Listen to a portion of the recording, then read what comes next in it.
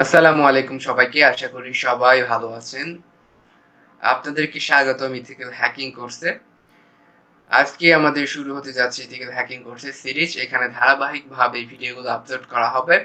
ভিডিওগুলো দেখার পর আপনার ইথিক্যাল হ্যাকিং সম্পর্কে একটা ভালো আইডিয়া চলে আসবে।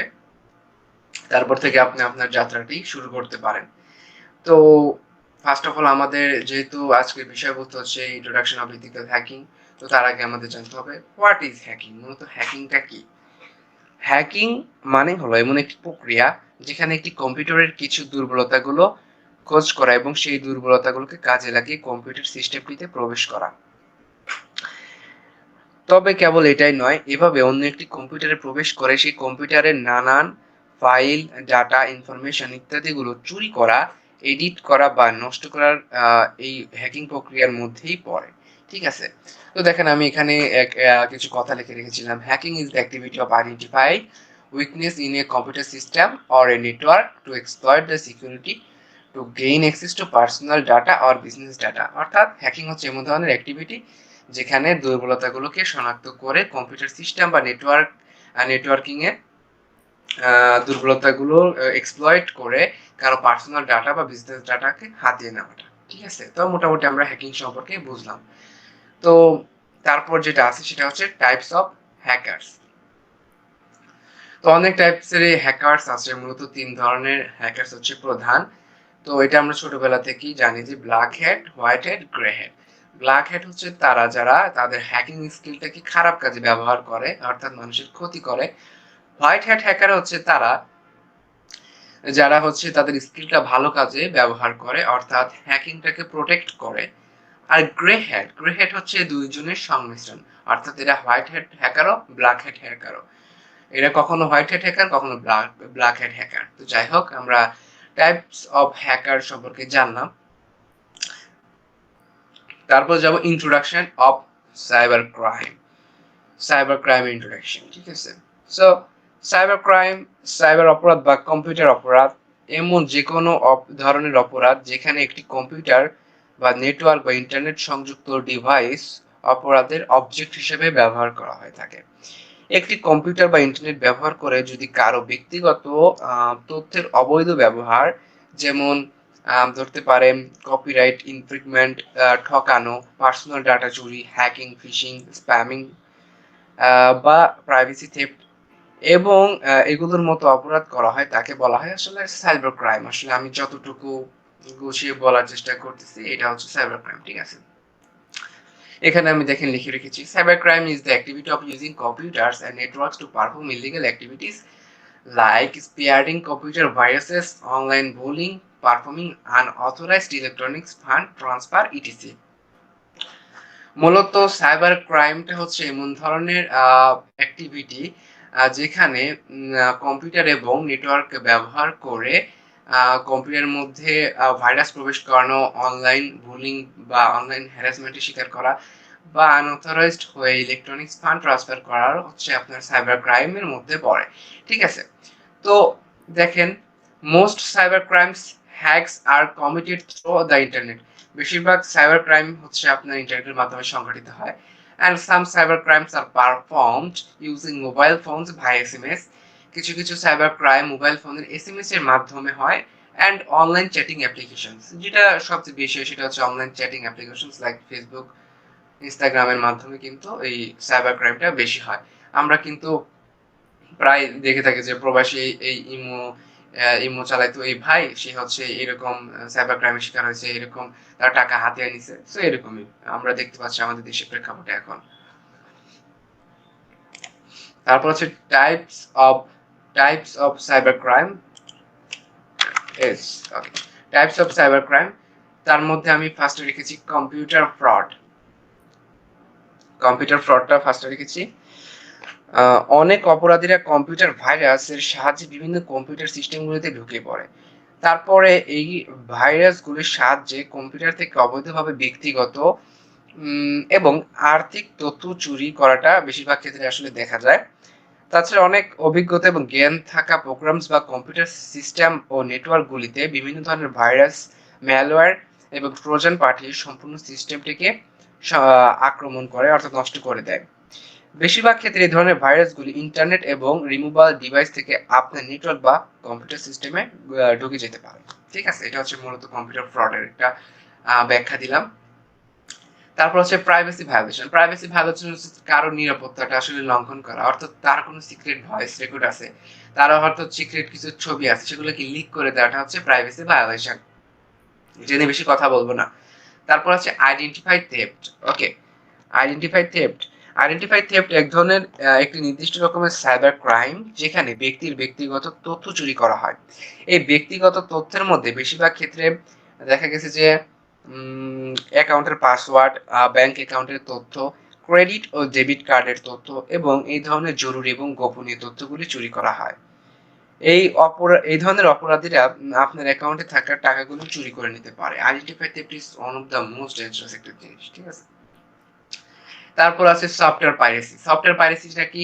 অনেক সময় দেখি যে আমাদের বলিউড বা বলিউডের কোনো মুভি রিলিজ হয়েছে বা সাউথ ইন্ডিয়ান কোনো মুভি রিলিজ হয়েছে, যাই হোক। তো আমরা কি করি যে দেখি যে অনেক বিভিন্ন ধরনের ওয়েবসাইটে গিয়ে দেখি যে আগে থেকেই রিলিজ হয়েছে, কিন্তু অনলাইনে এত একটা দেখা যায় না। শুধুমাত্র থিয়েটারে গেলে দেখা যায় বা সাবস্ক্রিপশন কিনতে হয়। কিন্তু অনেক জায়গায় দেখতেছি ফ্রিতে এগুলা দেখতে পাচ্ছি আমরা। সেটা হচ্ছে সফটওয়্যার পাইরেসি। অর্থাৎ অন্যের ভিডিওস, ইমেজ বা কোনো সফটওয়্যারকে তার অনুমোদিত ব্যতীত আসলে পাবলিকলি করা বা শেয়ার করাটা হচ্ছে একটা সফটওয়্যার পাইরেসির মধ্যে পড়ে। তারপর হচ্ছে electronics fund transfer. Electronics fund ট্রান্সফারটা কি? ইলেকট্রনিক্স ফান্ড ট্রান্সফার হচ্ছে কোনো আনঅথরাইজড পারসন যে কম্পিউটার নেটওয়ার্কের সাথে যুক্ত থাকে, কিন্তু সে ব্যাংকের কোনো অথরাইজড পারসন না, শুধুমাত্র কম্পিউটার নেটওয়ার্কের সাথে যুক্ত থেকে এই ব্যাংকের সাথে যে মানে মানি লেনদেন করে একটা ইলিগাল ভাবে, সেটা হচ্ছে ইলেকট্রনিক্স ফান্ড ট্রান্সফার। তারপরে আছে হচ্ছে আপনার electronics money laundering. Electronic money লন্ডারিংটা হচ্ছে আহ, অর্থ পাচার। অর্থাৎ এই হচ্ছে অনলাইনের মাধ্যমে যে অর্থ পাচার করা হয়, এটা হচ্ছে সাইবার ক্রাইমের মধ্যে পড়ে। ওকে। তারপর হচ্ছে এটিএম ফ্রড। এটিএম ফ্রড হচ্ছে ধরেন কারো এটিএম এর যে ইনফরমেশন গুলো আছে সেটা যদি সোশ্যাল ইঞ্জিনিয়ারিং বা অন্য কোনো উপায়ের মাধ্যমে যদি সে ব্যক্তির এটিএম কার্ডের ইনফরমেশন সে পায়, তাহলে কিন্তু সে নিজেই তার অনুমতি ব্যতীত কিন্তু টাকা উত্তোলন করতে পারছে। So this is a cyber crime. তারপর আছে স্ক্যামিং। সো স্ক্যামিং এর কথা আর কি বলবো? স্ক্যামিং আমরা প্রতিনিয়ত দেখিয়ে যাচ্ছি।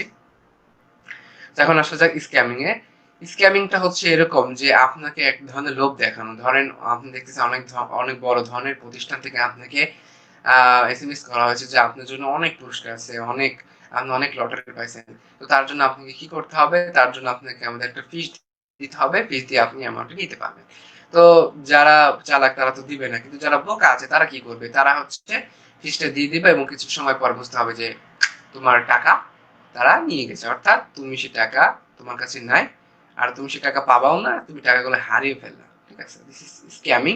তো এটা বেশিরভাগ হয় চ্যারিটি ফাউন্ডেশনের দোহাই দিয়ে, এটা বলতে গেলে যদি বাংলা ভাষায় বলি খুব সুন্দর মতো ভাবে, যে আর্থিক লেনদেন। আর্থিক লেনদেনটা কিরকম? যে আছে না যে সরি, আর্থিক না, অনুদান। আমি একটু ভুল বলেছি, অনুদান। যে আমাদের এই ফাউন্ডেশনে অনুদান দরকার, আপনি যদি একটু হেল্প করতেন। এটা উন্নত বিশ্বে হচ্ছে ডেবিট কার্ড, ক্রেডিট কার্ডের মাধ্যমে আসলে তারা এগুলা দিয়ে থাকে। তো সেই অনুদানের মাধ্যমে হয়ে থাকে। আবার হচ্ছে মেক মানি অনলাইন, অর্থাৎ অনলাইনে টাকা উপার্জনের লোভ দেখায়া হতে পারে স্ক্যামিং। আবার স্ক্যামিং হতে পারে ফিশিং ওয়েবসাইটে, যেখানে দেখা গেছে যে আপনার বিশ্বস্ত ওয়েবসাইটের মতো একটা ওয়েবসাইট যেখানে আপনি লগ ইন করতেছেন, যে এখানে আপনি কিছু দান করতে চান বা ক্রেডিট দিতে চান। তো আপনি যখন ব্যাংক অ্যাকাউন্ট ইনফরমেশন দিয়ে আপনি লগ ইন করবেন, আপনি কিন্তু আপনার যে ইনফরমেশন সেটা তাদের কাছে চলে যাবে। ঠিক আছে? এটা হচ্ছে স্ক্যামিং। স্ক্যামিং একটা অনেক বড় একটা জিনিস। স্ক্যামিং আমাদের বাংলাদেশেও হয়, প্রচুর অহরহ স্ক্যামিং হয়। ঠিক আছে? কিছু ইউটিউব চ্যানেল আছে যেগুলাতে আপনারা ভিজিট করলে দেখবেন তাদের স্ক্যামিং যে করতেছে তার নিউজ গুলাই এত পরিমাণ স্ক্যামিং করতেছে তারা। তো এই যে ডেনিয়াল অফ সার্ভিস অ্যাটাকের মনে হয় বিষয়টা আমি বলি নাই। ডেনিয়াল অফ সার্ভিস অ্যাটাক হচ্ছে ডস অ্যাটাক। সেটা হচ্ছে আপনার কোনো সার্ভারকে ডাউন করার জন্য আসলে এটা ব্যবহার করা হয়। আপনারা হয়তোবা জানেন যে কিছুদিন আগে বাংলাদেশে কিন্তু ডিডোস অর্থাৎ distributed denial of service attack কিন্তু বাংলাদেশ কিন্তু শিকার হয়েছে অনেক বড়সড়। এটাও কিন্তু একটা অনেক বড় ধরনের সাইবার ক্রাইম। অবশ্য তাদের গ্রেফতার করে ফেলছে। What is ethical hacking? So hacking সম্পর্কে জানলাম। ইথিক্যাল হ্যাকিং আশা করি যে আপনারা এতক্ষণে বুঝেই গেছেন। Ethical hacking is identify weakness in computer system or computer networks and coming with countermeasures that protect the weakness. আমি সহজ ভাষায় বলে দেই। বিষয়টা হচ্ছে যে আপনি যদি ইথিক্যাল হ্যাকার হন, আপনাকে সিস্টেমের দুর্বলতাগুলো খুঁজে বের করতে হবে এবং দুর্বলতাগুলোকে অ্যাটাক যেন না আসতে পারে সেভাবে আপনাকে প্রোটেক্ট করতে হবে যাতে ইনফরমেশন কোনোভাবে লিকেজ না হয় বা কোনো ফাইল বা ডাটা কোনোমতে লিকেজ না হয়। তো আসলে বুঝতে পারছেন আমরা ভালো কাজের উদ্দেশ্যে আসলে হ্যাকিংটাকে ইউজ করব। তারপর যেটা আছে why ethical hacking? কেন ইথিক্যাল হ্যাকিং অর্থাৎ কেন ইথিক্যাল হ্যাকিং শিখবো?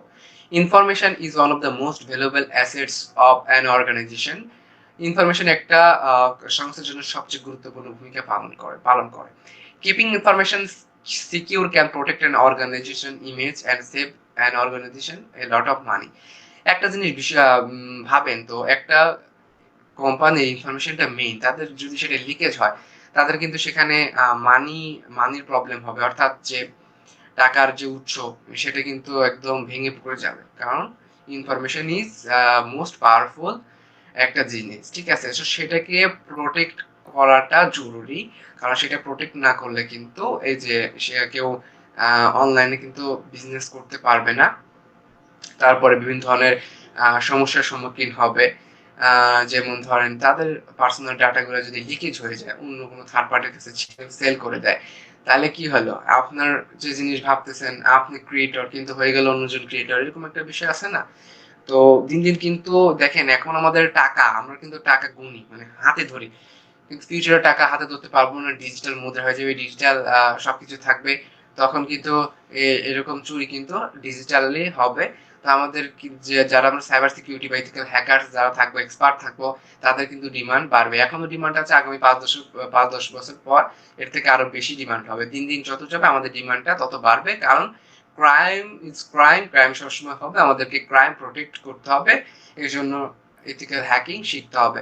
তো আশা করি সবাই বুঝতে পারছেন ইথিক্যাল হ্যাকিংটা আমরা কিসের জন্য ব্যবহার করব, কেন ব্যবহার করব। আমরা অনেক কিছু শিখলাম। তো এটা হচ্ছিল আজকের বিষয় ছিল এটা ইন্ট্রোডাকশন অফ ইথিক্যাল হ্যাকিং। আজকে এই পর্যন্তই। আমাদের এই ভিডিও নিচে ফেসবুক গ্রুপের লিংক দেওয়া থাকবে এবং আমার পার্সোনাল পেজেরও লিংক দেওয়া থাকবে। চাইলে আপনারা জয়েন হতে পারেন। আমার সাথে যদি কনভারসেশন করতে চান পেজে মেসেজ দিলে হবে। আর অবশ্যই আমাদের গ্রুপে জয়েন করে থাকবেন কারণ এখানে আমরা অনেক ধরনের ইনফরমেশন শেয়ার করে থাকি। সবাই ভালো থাকবেন, সুস্থ থাকবেন। আল্লাহ হাফেজ।